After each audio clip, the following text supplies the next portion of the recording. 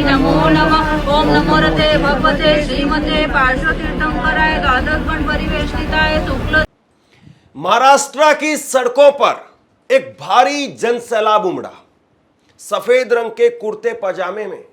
ये मुसलमान नहीं है और ना ही ये कोई वक्फ कानून को लेकर के विरोध प्रदर्शन हो रहा है, ना ही किसी दरगाह पर मस्जिद पर बुलडोजर चलाया गया है जिसके विरोध में मुसलमान सड़कों पर आए हैं।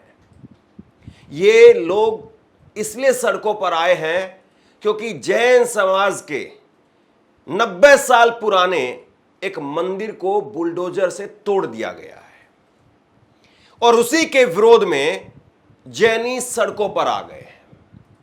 नारेबाजी हो रही है, बड़ी भारी तादाद में लोग आए हैं। दो सवाल हैं। डबल इंजन की सरकार में, भाजपा की डबल इंजन की सरकार में मंदिर पर बुलडोजर चला है, क्या मीडिया की हिम्मत है? और याद करिए वो अर्नब गोस्वामी जो पालघर में साधुओं की हत्या को लेकर के, 2 साधुओं की हत्या हुई थी, उद्धव ठाकरे की सरकार थी और सोनिया गांधी के नाम पर किस तरीके से अर्नब गोस्वामी चिल्लाने का काम कर रहा था। क्या आज अर्नब गोस्वामी की चूं भी निकल पाएगी? बड़ा सवाल है ये। और दूसरी बड़ी बात, बुलडोजर के नाम पर जो लोग ताली बजाते थे वही आज रोने का काम कर रहे हैं।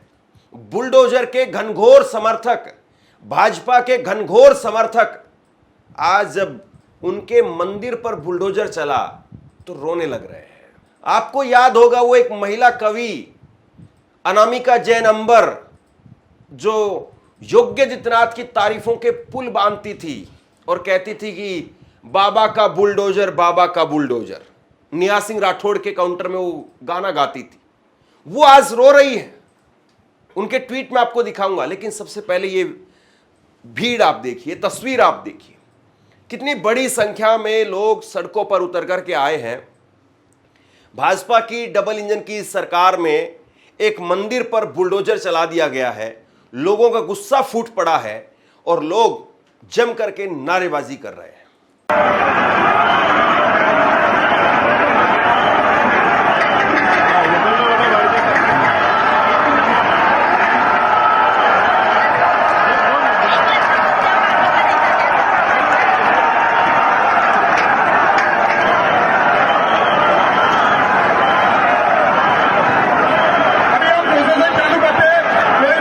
और इसके बाद में दूसरी ये तस्वीरें देखिए आप।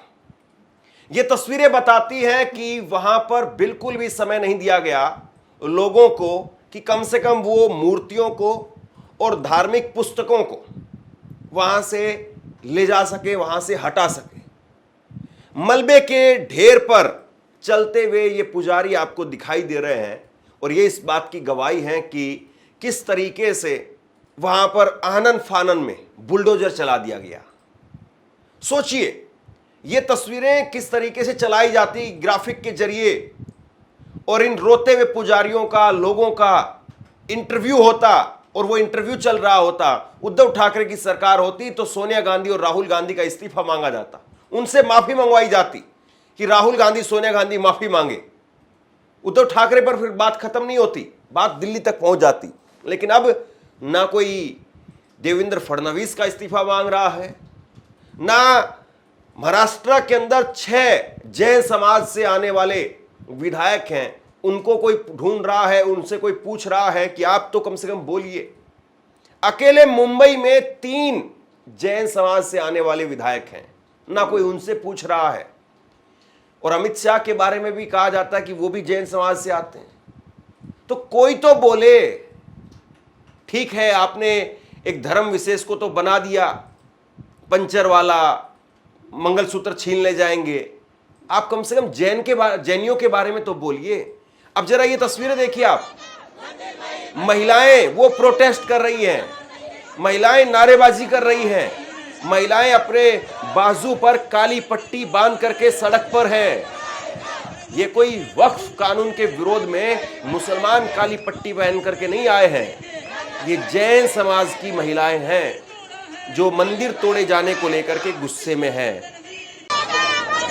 मंदिर नहीं बनेगा।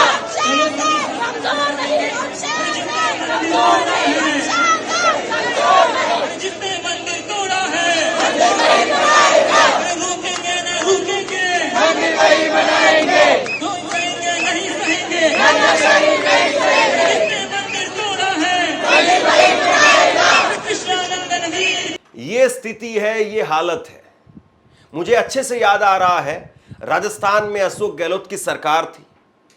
एक शिव भगवान के मंदिर को बुलडोजर से तोड़ दिया गया था और उसको लेकर के अमन चोपड़ा ने खबर चलाई थी और खबर में एंगल जो है वो एक तरीके से कांग्रेस को ही घेरने का काम किया था। हालांकि वहां पर कांग्रेस का कोई लेना देना नहीं था, क्योंकि नगर निगम में वहां पर भाजपा उसका शासन है, उन्होंने बुलडोजर चलाया। बाद में अमन चोपड़ा की गिरफ्तारी के लिए राजस्थान पुलिस दिल्ली तक आई और अमन चोपड़ा अपने घर से भागते रहे थे, याद करिए।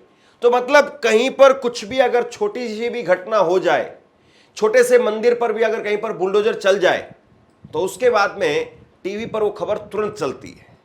लेकिन अगर बीजेपी शासन है और अगर बुलडोजर चला है हिंदुओं पर, जैनी पर, सिखों पर, तो फिर खबर नहीं चलेगी।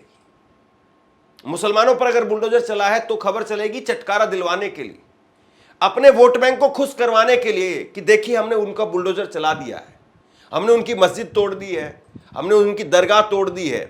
तो फिर इसलिए बुलडोजर की वो तस्वीरें चलाई जाती। लेकिन अब इन तस्वीरों को चला करके कोई शो नहीं करेगा, कोई खबर नहीं लगाएगा कि आखिरकार क्यों हो रहा है, कैसे हो रहा है। कोई अमित शाह से सवाल नहीं करेगा, कोई देवेंद्र फडणवीस से सवाल नहीं करेगा। आप देखिए, आपकी स्क्रीन पर मैं विधायक दिखा रहा हूं।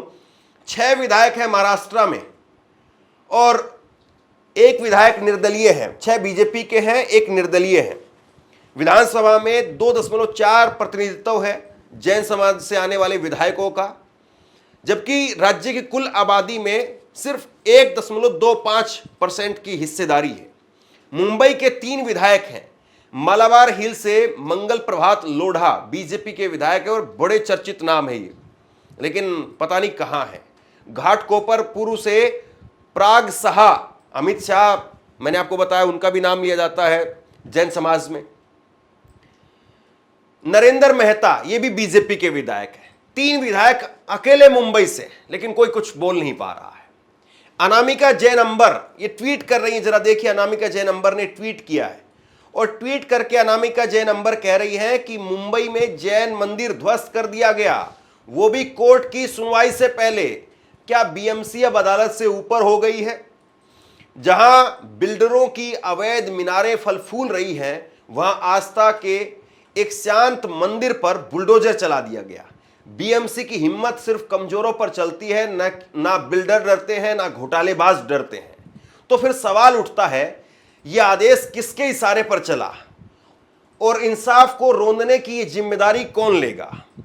अनामिका जी, आज आपका रुदन देख करके मुझे बहुत कुछ याद आ रहा है। इनके बहुत सारे पुराने ट्वीट हैं, बहुत सारे इनके गाने हैं जो लोग आज ट्वीट कर रहे हैं कि बुलडोजर को लेकर के, बाबा को लेकर के, योगी आदित्यनाथ को लेकर के ये जिस तरीके से वाहवाही करती थी, आज जब अपने धर्म पर आई बात, अपना मंदिर टूटा, तो आपको नियम कायदे याद आने लगे, आपको अदालतें याद आने लगी। मिट्टी में मिल जाए अब सबरे बुलडोजर को बुलगो धाबा, काय के यूपी में बाबा है, यूपी में बाबा। इसीलिए राहत इंदौरी साहब ने कहा था, लगेगी आग तो आएंगे कई घर जद में, यहां सिर्फ हमारा मकान थोड़ी है। बीजेपी के मुंबई से ही मंगल प्रभात लोढ़ा जैन समाज से आने वाले विधायक, मंत्री हैं वो। लेकिन देखिए, आप भाजपा की सरकार में अगर आप हैं तो आप किस समाज से आते हैं, आपकी क्या हैसियत है, ये सब शायद मायने नहीं रखती है।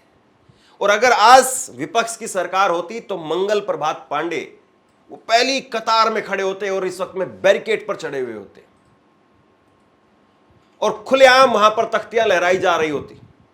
भाजपा के लोग वो जैन समाज के लोगों के साथ में मिलकर के लड़ाई लड़ रहे होते। और आज अगर कोई जाएगा, आज अगर कोई विपक्षी पार्टी वहां पर पहुंच जाए, हालचाल भी ले, तो फिर कहेंगे कि राजनीति हो रही है।